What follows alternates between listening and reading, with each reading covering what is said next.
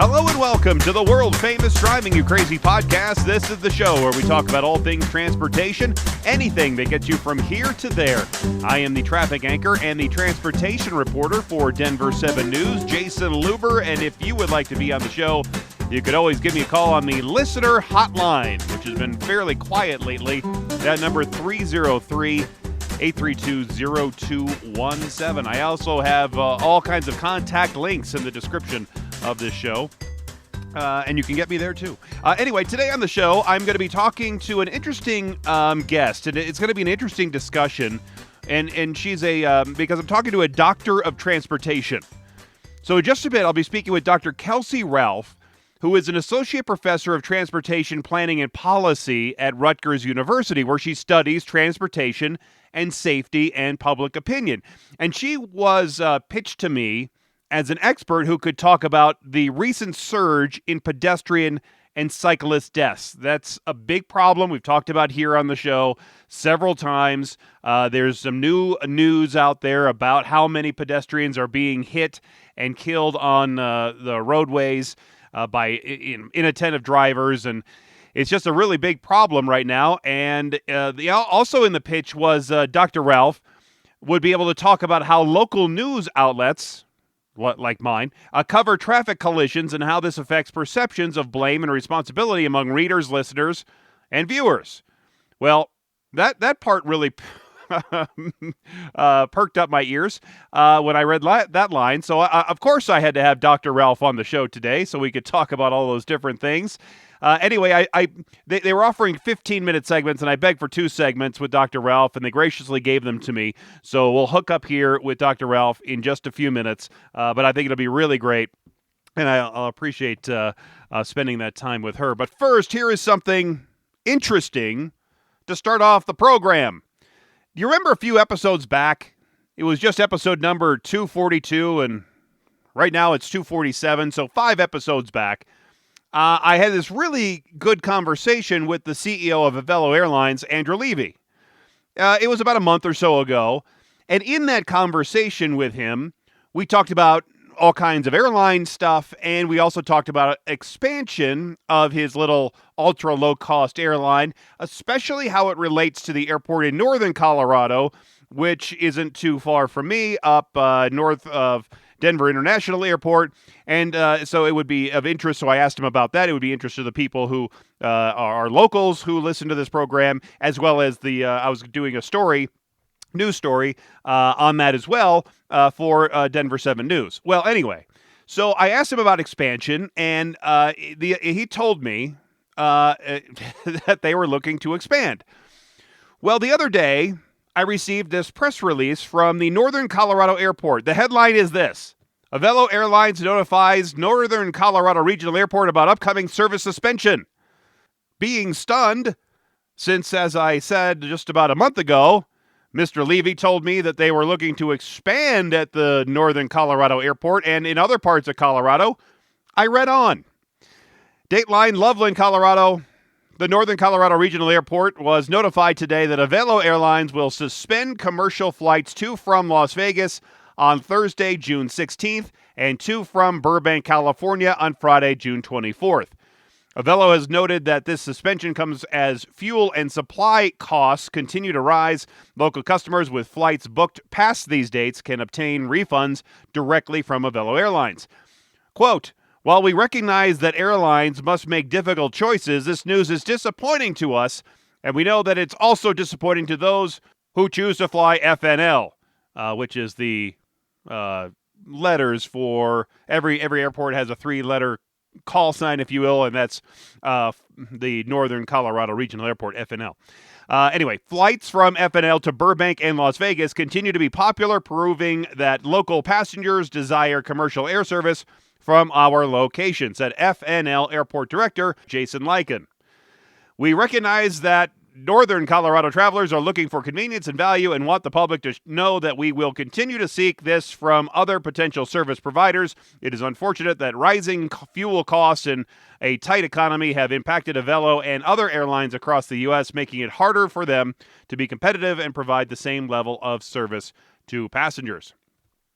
Now, this release continued to talk about how the airport the Fort Collins, Northern Colorado Regional Airport up there, and how that airport is looking at their own expansion, improving their facilities, getting a larger terminal, bringing in more aircraft players in there, companies to fly, other airlines.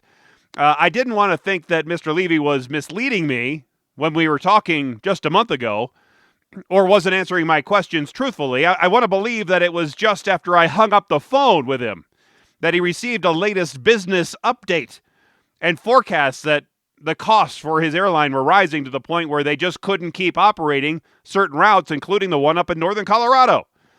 That's what I want to believe. That these smaller airlines can't handle the price fluctuations like the larger airlines can, and that's why they're going to pull out, even though he told me they were looking at expansion. But look, it happens, I guess. I mean, look, Delta is reducing their flight numbers this summer. Other airlines are also making similar cuts. They see the signs all over the airport walls of an economic slowdown driven by the astronomical fuel costs and overall inflation. Jet A fuel is about like diesel fuel and about the same overall price. So when you see your gasoline at $4 a gallon and diesel fuel at $5 or $5.50, well, you're going to see Jet A fuel in around that same diesel fuel price. And so that's one of the reasons they're just getting killed right now. And even though airlines, they do buy in bulk, huge bulk quantities at certain prices, well, those gallons and gallons that they've been burning at the lower prices are coming to an end. And they are starting to look at buying fuel at the much higher prices, and it's wiping them out. And it's not good. I was just telling my wife this the other day. When we went to the grocery store, look, a bag of kitty litter, because we have Traffic Cat, of course, it was $2 more. And the meat is like $3 more. And the bread is 75 cents more. And by the time you buy 20 or 30 things, you're spending $30 or $40 more dollars than you did just last year. And that $30 or $40 was enough for us to go eat out at our favorite Mexican restaurant. Now that I don't have that $40, we're not going out to eat at that restaurant, especially since the $40 that used to feed us at that Mexican restaurant now costs $70 because their costs have gone up. And I don't have the $70 to now pay for the increased food cost at the restaurant. So I would have to, not go to the grocery store twice to go eat at our favorite Mexican restaurant. And all of that is not only hurting, me and my neighbors and my coworkers and everybody that's listening to this program economically the same. It's hurting the travel industry in general as well. And it's so sad because there are so many people out there that are ready to go and have been ready to go for the last couple of years because they've been locked down and they just now feel comfortable going. And maybe some of them have saved their money, and this is going to be a big trip. And we're going to see still people traveling with trips happening and that sort of thing. But I'm telling you, this could be the last hurrah for this kind of travel. And we will see it contract dramatically in the fall and most likely in the winter, even over the holidays. You could see a real contraction if the prices stay the way they are, because it's just so expensive to go. I'm telling you, we're going to spend $5,000 on a Baton trip to South Bend later on this summer. It's a trip that's probably double the price that had been in our previous Baton trips.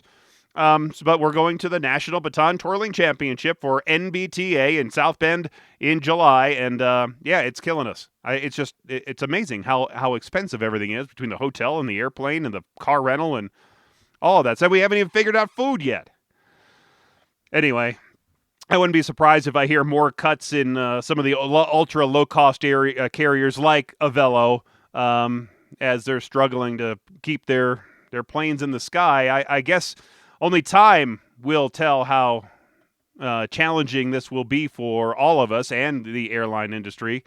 But I'll put that link to the Avelo interview with Andrew Levy in the description of the show if you want to go back a few episodes and listen to it again. And apparently somebody here in Denver is very upset about people not parking their scooters in the right spot and just leaving them in the middle of the sidewalk. This person is so torqued off. They have become a scooter vigilante and now has started covering those QR codes on the scooters where that's how you scan the scooter, so you could scan it with your app, and that's how you turn the scooter on and you use it. So they're taking a sticker and they're putting it right over that QR code, and it has an explanation on it of why they're doing it. Well, this is what the sticker says. Per city code, all vehicles must be parked in a manner that does not impede pedestrian clear paths or access in the right-of-way, sidewalk area, or street, or block the boarding or departure of transit users. This scooter was incorrectly parked, resulting in the QR code being obscured. Contact Lyft or Lime if you wish to use this vehicle. We are sorry for your inconvenience, but unfortunately some people suck and are not considerate of how other people use the sidewalk.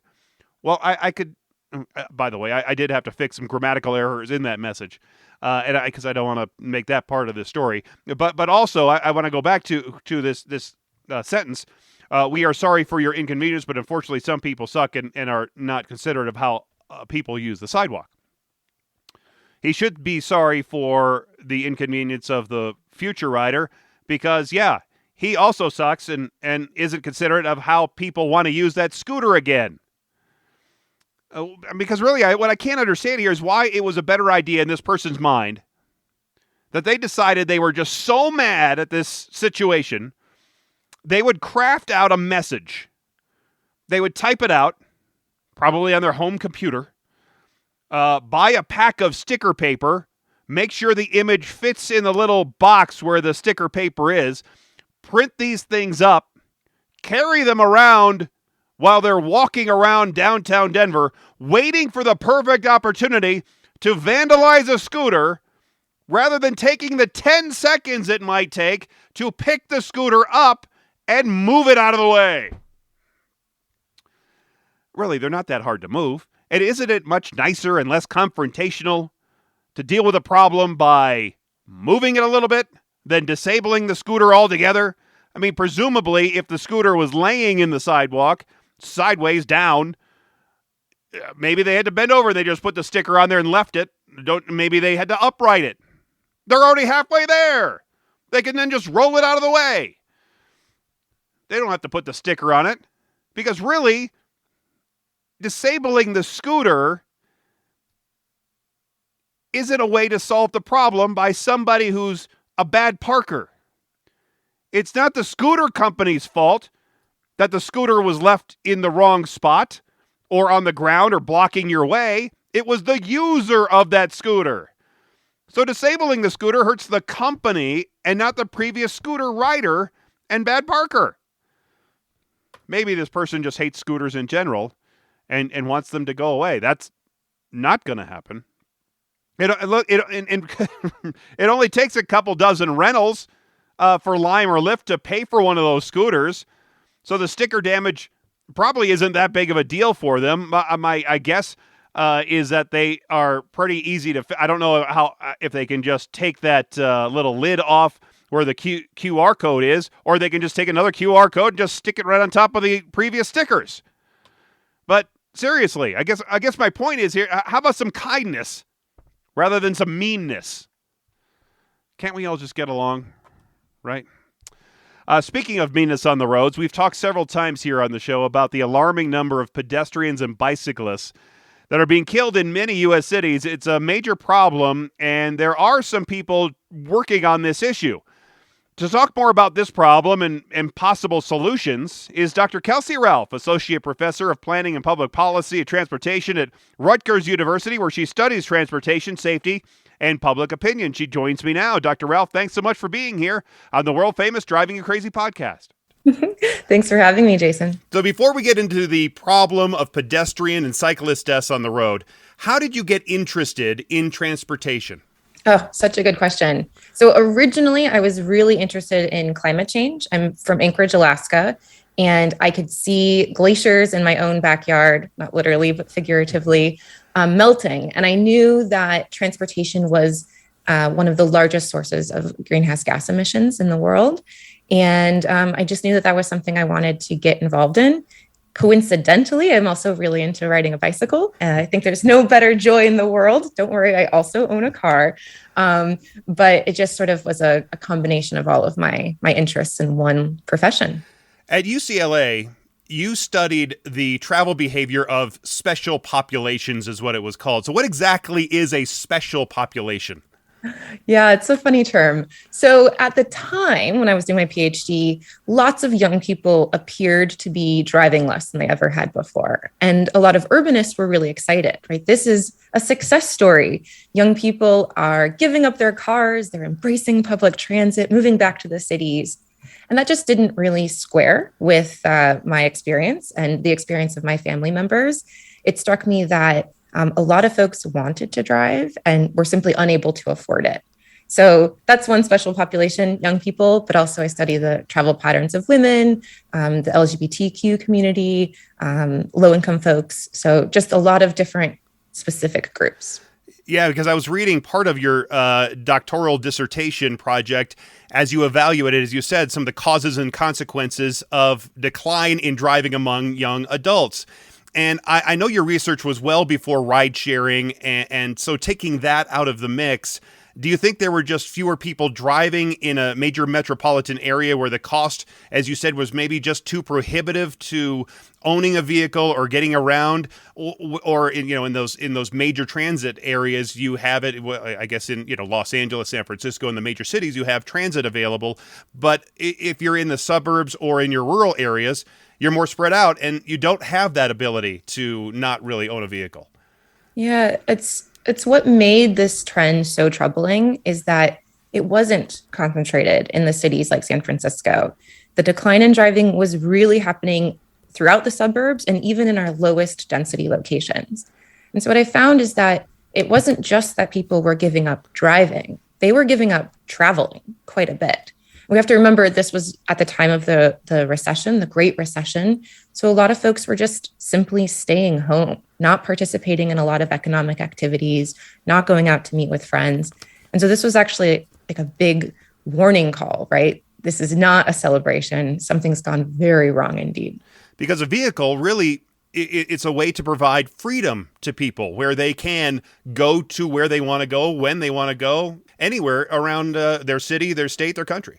Yeah, I want to be really clear that that's true here. It is, in fact, not just a symbol of freedom, but sort of the only entry ticket available to access opportunities. It doesn't have to be true, and it's not true everywhere else. There are many places where the same level of freedom that we're looking for here is available via public transit and walking and biking. It's just not the case in most U.S. cities.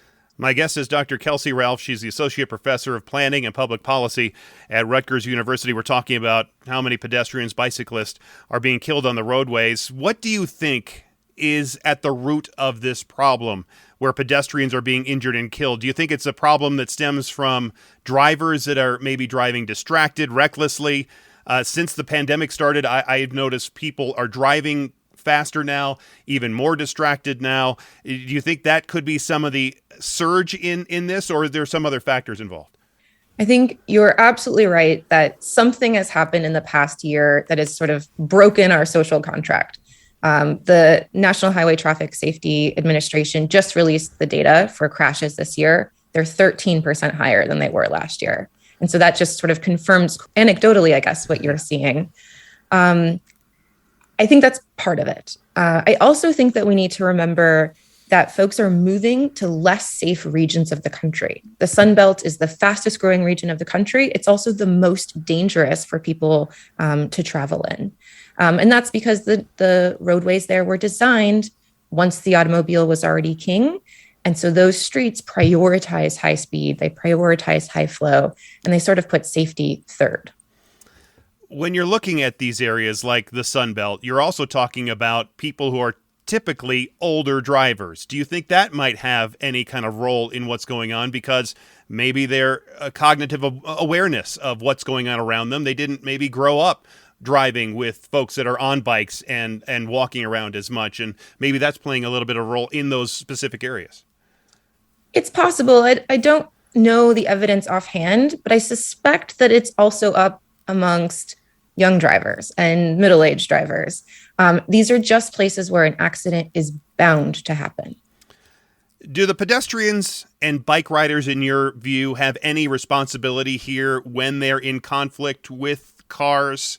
Are they ever at fault? Oh, such a good question. So I think sometimes my work gets misinterpreted as suggesting that pedestrians are never at fault, that a cyclist could never do anything wrong. And of course, that's not true. I do question our emphasis on this phrase shared responsibility. You hear it trotted out all the time in these discussions. Shared responsibility for, drivers and cyclists and pedestrians. And that's true to some extent, but the drivers are at the wheel of a multi-ton vehicle that's capable of killing. And if a pedestrian makes a mistake, it's their life on the line, or more likely their ankle or their pride, right? If they run into something. But if a driver makes a mistake, it's other people's lives. And that's, thanks to decades of crash safety improvements to cars. If a driver crashes, they're likely going to make it. It's the people outside the car that sort of shoulder the burden. So in some of these instances, do you think, at least for me, if I was a bike rider, I do ride my bike, but I wouldn't ride my bike on the road because I am, maybe because of what I do, hyper aware of the inability for people who are driving these days to pay attention to what they're doing. Just yesterday, I was following somebody after picking up my daughter from school, and this couple of kids that are from the high school driving home and weaving across the right lane because they are completely distracted. And if I was, it was in that bike area. So if I'm a bike rider and I don't know that this person's coming up behind me and she's totally distracted, it maybe on my end, at least for me personally, it's not worth it for me to go ride a bike in those situations. Yeah. So that's so heartbreaking. And it reveals the sort of role of privilege, right? In that if we can choose to ride a bike or where we could ride a bike, of course, I'd only choose to ride for fun on locations that are completely separated from traffic. But for a lot of Americans, a bike or walking is the only option.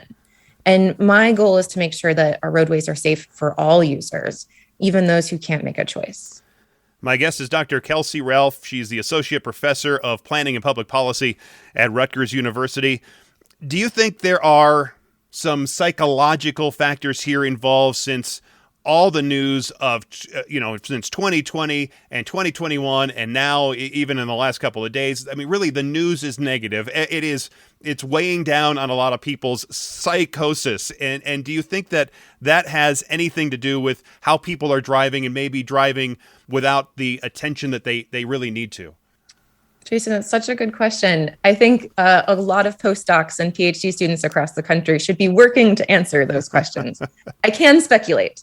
I think that there are sort of two things going on. Less regard for others, right? We are in our own box. We're seceded from society when we're inside that cocoon, and sort of everyone else be damned. I don't know if you can say that on your show. Yes. But the other thing is that these phones, this is an addiction machine, right? It is totally it is not a surprise that people are checking their phone constantly. I'm an expert in this, and I hear the ding and I think I should look. Yeah. I really should. So we need to get real about sort of self-control is not going to be sufficient to overcome the distractions within a vehicle. I was talking to somebody on we have another show on one of our other TV stations, and she had me on there to talk for a half an hour about road rage. And we were talking about road rage and how just people now are more amped up and anything can set them off. And it almost seems like they're a firecracker behind the wheel and any little thing can make them do something irrational. And unfortunately, if you have, like we've been talking about, people on a bike who can't protect themselves, or somebody who's trying to walk across the street can't protect themselves, you have that bad mix together. Mm-hmm. Yeah. Right. And, just maybe required meditation as part of your driver training. Right. You talked a little bit about the Sun Belt being a problem. Are there other areas of the country that this is going to be a problem, maybe more in highly densely packed areas like, let's say, a Manhattan or Chicago than it is in a more open city? Like Nashville is a little bit more open. I guess the downtown area is still pretty crowded, but you know what I mean? Somewhere where it's real densely packed compared to a little bit more wide open. So it's actually the opposite of your intuition right there. The more densely packed the people are, the more things that are happening on the street, the safer those streets are for pedestrians. The moment we get to places that are designed exclusively for the car, that's where we run into problems. I think what you're alluding to are having bulb outs, things like that. And I always talk about, if you want, and we have a problem in my little town here south of Denver with people speeding on the major road. They've asked me about this, and I said, look, if you make it uncomfortable for them, if they feel squeezed in on a road, you're naturally going to slow down. So things like that can help slow people down and then help save lives. Just being aware that there are other people out there, right? If you see a cyclist, then you might see another one. Whereas if you never see a cyclist, it comes as quite a surprise. I'm actually going to be speaking next week to the mayor of Carmel, Indiana, as he has, and I don't know if you've heard this, but he has a project where he's put in 140 roundabouts in his town there in Indiana. And he says this is the major reason they're actually seeing a lower number of fatalities and deaths and injuries across his city. What do you think about roundabouts? So there are two things to keep in mind. One is that they do actually increase crashes. And so if you look just at the crash statistics, you might think, oh my gosh, we've made a grave error. But they reduce serious crashes by a long shot. Incidentally, they also improve flow. So if that's something you care about, we are able to get more people through the intersection in a way that's much safer for everyone. So I'm team roundabout. I am as well, because not only that, but it also saves money, saves gas, it saves electricity for those towns and maintenance spills, and you don't have a maintenance crew in there trying to fix a traffic signal while in conflict with other vehicles. So I agree. Roundabouts are great. We should make T-shirts. Okay. All right. I'm not the greatest graphic designer, but I am an idea person there, Doctor. So, okay. What can cities, do you think, specifically do to try to make streets safer for all the users? Is there one thing? Is there a bunch of things? Is this going to be too expensive for the cities to get a hold of? Great question. So I think the key thing to do is first to choose the appropriate speed limit to protect lives. Often our speeds on arterial streets are 45 miles an hour, 40 miles an hour. And we know for a fact that if you get hit by a car at those speeds, your chance of death is rather high. Whereas you're far more likely to survive a crash at, say, 20 miles per hour or even 30. But that only works with enforcement, with good enforcement. That's step number 2, Jason. Okay. So you're absolutely right. It does lower speeds a little bit, but not enough. We also need to add enforcement. And the police can't be everywhere at once, right? They have other things to be working on. So I'm actually a really big fan of automated enforcement. It has to be done right. There's been a lot of places where it hasn't been done well, and we can talk about those issues. But if it's done well, we see a real drop in speeds. We see very few repeat offenders, right? Most people get a ticket once and then realize that they need to drive appropriately there. And then the key part of this plan is to use that money to invest in better infrastructure, adding things like sidewalks, putting in crosswalks, and making sure that those streets are self-enforcing. That's the things like bulb outs that you were mentioning earlier. We can't rely on the limit. We can't rely on the camera. Let's make the street itself enforcing. So do you think maybe we need to have an update on the manual uniform traffic control devices to allow for more creative sidewalks, or not sidewalks, but crosswalks, because right now, at least in the manual, it's just little white stripes. But some towns have changed that and done other more creative ways. I know in places in Europe where they don't have to follow the MUTCD, is that they make it look almost 3D, where it looks like the road is raised, but it's not, and so naturally people would slow down. Is it maybe time to update that? So very few people I speak with know about the MUTCD, so I'm impressed. Good on your readers or your listeners. Yes, there are so many changes required for the MUTCD. Part of it is making sure that we can do sort of more creative crosswalks, like you've mentioned. But even more fundamentally, it's empowering local cities to make choices about where they need infrastructure. And right now, I'm sure you've heard of warrants. There are guidelines about where and when you can put in safety infrastructure. And for example, you need 93 people crossing every hour to be able to put in a signalized crosswalk. And if you don't have the 93 people push, or if you don't have the crosswalk, how are you going to get 93 people crossing every hour? So just moving away from this use of warrants and giving cities more flexibility would be great. Going back to that question that we were talking about the speed enforcement and how you mentioned automated enforcement has to be done well. So how is it done well? Because right now, if it's done around here, it's usually in a photo radar van, and then those tickets don't have any legs unless you personally served that ticket. If it's just showing up in the mail, you have the option not to pay it.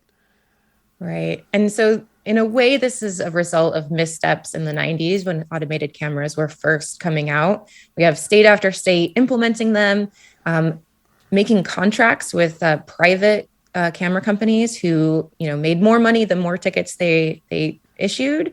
And we got into a lot of trouble in the courts, basically saying, this isn't sufficient evidence. You're sort of juicing the numbers by poorly calibrating the cameras, changing the yellow timing. All of those things are absolutely inappropriate. So I think we need to sort of come clean and say, in the past, we didn't do great. We should run these as a government agency, not with for-profit camera firms. And we should make sure that we put the cameras in high crash locations. It can't just be in places where we know we're going to get a lot of tickets.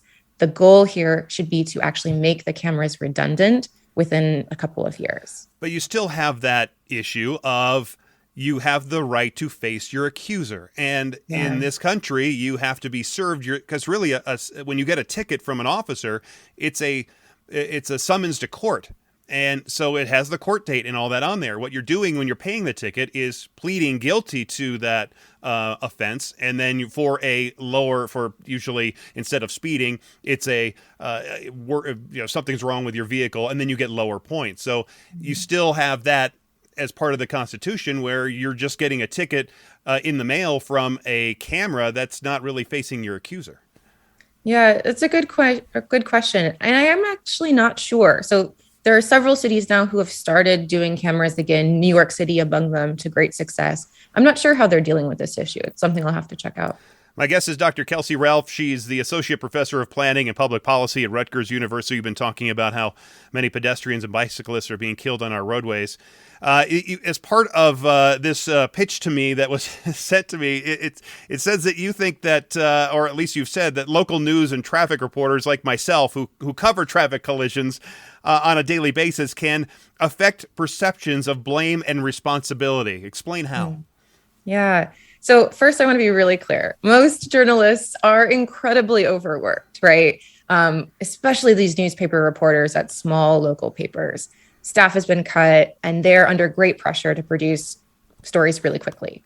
And so what that means is that we often reproduce police press releases and sort of almost word for word or drawing very heavily from them.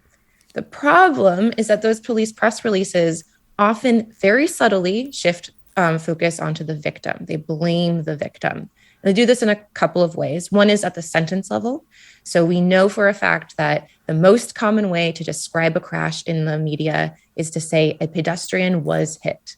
And it doesn't seem very problematic, but that makes the pedestrian the focus of the sentence, or as I like to say sometimes, the star of the show. It seems really subtle, but that focus on the pedestrian shifts blame towards them. And we know that from two things. One, just decades of linguistic work shows that the focus gets more blame. And also, I ran an experiment and I showed readers different versions of an identical crash where we shifted a couple of word choices to move away from that. So instead of writing a pedestrian was hit, I encourage journalists to write a driver hit a pedestrian. And if necessary, a driver hit a pedestrian with their car or with their Chevy Tahoe or whatever it is. The other thing is that we tend to include certain facts and not other facts. So we tend to include things like what the pedestrian was wearing or whether they were in the crosswalk or not.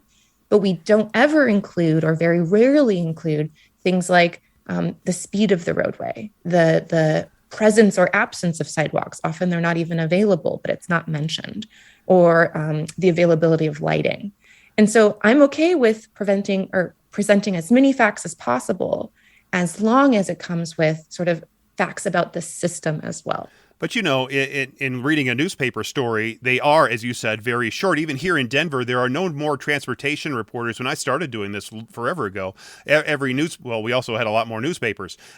So each one had their own transportation person, and that's totally gone now. And I understand your point about saying that a driver hit a person, because I try to do that as much as possible, because I understand your point there. I also say crash or wreck instead of accident, because you don't know intent, right? But if you're saying if it was in a crosswalk, well, yeah, I think that matters, because we have people who are outside of a crosswalk, and if they do get hit by somebody who is not expecting somebody to be outside of that crosswalk, let's say safer area, then I think that does matter to the story. So, and to be very clear, I agree. It shouldn't be shifting blame towards the driver.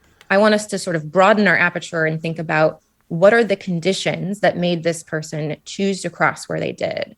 And often, not always, but often, it's because there is a lack of infrastructure.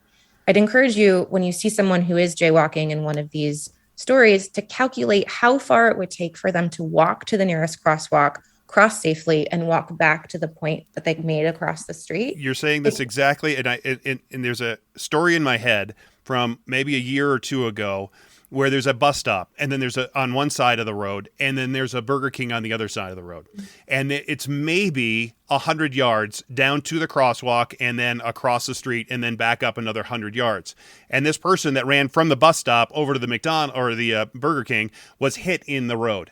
And so they could have easily, it's somebody who was able to walk and presumably wasn't in a wheelchair, wasn't disabled, anything like that, but seemed able to walk down to where there is a button and could stop traffic and then get across the road safely and then back up to the Burger King, but chose to take that quicker route and unfortunately was hit by a car.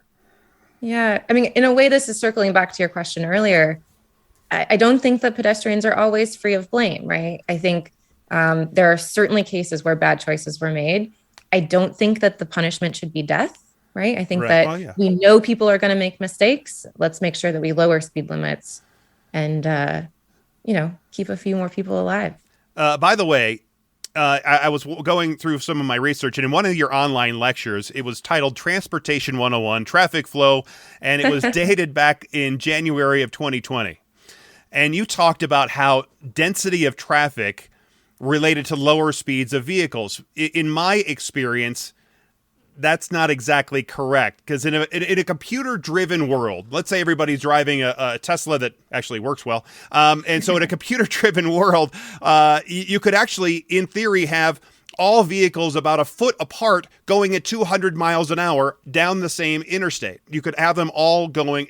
It really is what I like to term is called breaking the gap, where you enter cars or more vehicles from a ramp.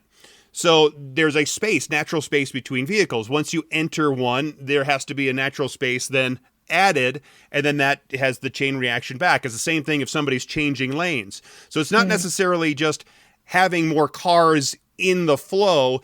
Adding more cars in the flow, I think, is what you were probably getting at when you were talking, except in your explanation, it was just there's more cars. That means that traffic's going to naturally slow down, and that's the way it is. Yeah. So, I mean, sure. If they are perfect Tesla drivers who are able to maintain a foot of separation, you're quite right. We would be able to get more cars through. It's not just density; it's their ability to drive next to each other. But we're years out from that, maybe decades. And we're all human, and I think that's the problem, is that like when you're driving down the highway, and I'm sure you do this when you're driving, if you're blinded by the sun, naturally you're going to slow down. That in turn will slow down the drivers behind you and therefore slow down the traffic, even though the volume might not have changed. Yeah. In fact, your story sort of reminds me of this funny statistic we saw at UCLA, where we saw a graph of what the relationship between density and flow should be for a normal street. And then we saw it for Los Angeles drivers, and their capacity to drive next to each other was off the charts. Yeah. They're getting a lot more people through because their tolerance for that very different than the tolerance in, say, Seattle, for example. Oh, exactly. And if I was going to tell you, All right, we're going to go to this open parking lot that pretty. Let's say even in a runway, okay, of a airplane runway where there aren't stripes or lines or anything, but we could drive it at 60 miles an hour. Let's say you and I in separate cars. I want to drive 2 feet next to you. You're going to go, you're crazy. What are you talking about? But we do that all the time on every interstate. Yeah. Well, it's more than 2 feet because interstate lanes are 12 feet wide on average. There's 2 of them. I don't know about your car. My car's rather tiny, so I got lots of wiggle room. Okay. I have a Chevy Volt, so I'm so it's not too bad. You do too. Yeah. You have a Chevy Volt? No. Oh, okay. You have a small car too. Oh, okay, gotcha. But then again, if you think about it, a bus also fits in that same lane, and then you have 2 people sitting next to you, right? And then an aisle, and then 2 more people, and that still fits in the same lane as me and you in our little cars. I don't understand how. My sister is a bus driver, and she is a hero. All of those bus drivers are heroes. It's pretty amazing. My guest is Dr. Kelcie Ralph. She's Associate Professor of Planning and Public Policy at Rutgers University. When you're speaking to your students, what are some of the major questions that they have regarding how all of this transportation stuff works? Because when they're coming at it from a younger view, they don't have the experience driving like you and I do from years of doing it. Yeah, I think the biggest thing that they come to me with is how do we convince people that our vision of the world is the right vision of the world? Students who come to planning school want a certain kind of city, right? They want a world in which people are walking, biking, and riding transit everywhere. And a lot of my research is focused on the huge gap between what students want and what the public wants. And that's often really frustrating for them as students, but also as early career professionals. And I try to make sure that they understand why the public thinks the way they do, why the public sees cars as so essential, and then to think about strategies for communicating the ways in which the world might be, 10% better if we could make a couple of changes. But aren't there differences between, as we went earlier, talk about maybe they're planning differently for an urban area where in some places like London, they're trying to eliminate a lot of the vehicles coming in there unless you have to pay a fee for it, right, compared to a suburban area. I could see a day where there are very few cars in densely packed suburban areas, and you have only either rideshare in there, either public transportation. I've always thought that gondolas are a great idea, especially out here in Colorado. Just cruising across the city up high, looking down below and waving. And then you have the outer ring where people would drive into a certain area and then have to use the public transportation or whatever else to get inside the urban ring, if you will. Yeah, and there's certainly room for lots of different preferences and, of course, geographic sorting to the places we want to go. My vision, I'm sort of imagining, my sister has a toddler, and I'm imagining when her kid is 16, 17 in the suburbs. My hope for him is that he's able to get to where he wants to go safely and conveniently without a car, that's a viable option, even in the suburbs. And I think there's a balance to be had between cars everywhere. But cars make us unhappy, Jason. They make us stressed. You're talking about. They make us not necessarily. Sad. They make us poor, right? There are all these things where, yes, the way we've designed our cities, they are the best way to get around now, but they're not particularly great. No one's sitting in their cars this feels awesome. I do. I mean, it's a really good time for me to relax, listen to the radio, listen to a podcast, do something like that and actually unwind and not have all the noise that's otherwise around me. But then again, I'm also driving into work at 3:00 in the morning. There we go. So 2 things. We are cut from very different cloths. Yeah. I think a lot of people find driving really stressful and rage inducing. And mostly it's because we're driving at different times. Maybe that could be it. I'm living at a different time, but I was talking on, going back to the whole road rage thing from earlier when I was on that show earlier today. I was basically saying that, look, everybody's going to handle road rage differently, but you just can't. You just got to let it go because the person you're angry at doesn't know that you're angry at them. And so you're only hurting yourself. Oh, so true. So true. Right. I feel like there's a lesson there about a lot of things, not just driving. Yeah, probably so. Well, I know our time is up here and you have another interview to do. Dr. Kelcie Ralph, thanks so much for being here. Associate Professor of Planning and Public Policy at Rutgers University. If somebody wanted to contact you for more info, what's the best way to do it? My email was probably the best way. Kelcie.Ralph at Rutgers.edu. It's KELCIE.Ralph, RALPH at Rutgers.edu. And you also have a Twitter handle, KM Ralph, right? There you go. That's right. Perfect. Well, thanks again for being here. I appreciate your time. Team Gondola t-shirts and Team Roundabout t-shirts. Exactly. Gondolas everywhere. It'd be perfect. I don't know about New Jersey, but here in Colorado, they'd be a hit.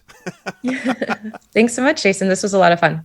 By the way, what I referred to in that conversation with Dr. Ralph is the show. It's a lifestyle type show with Kathy J. It's on our sister station called Local 3.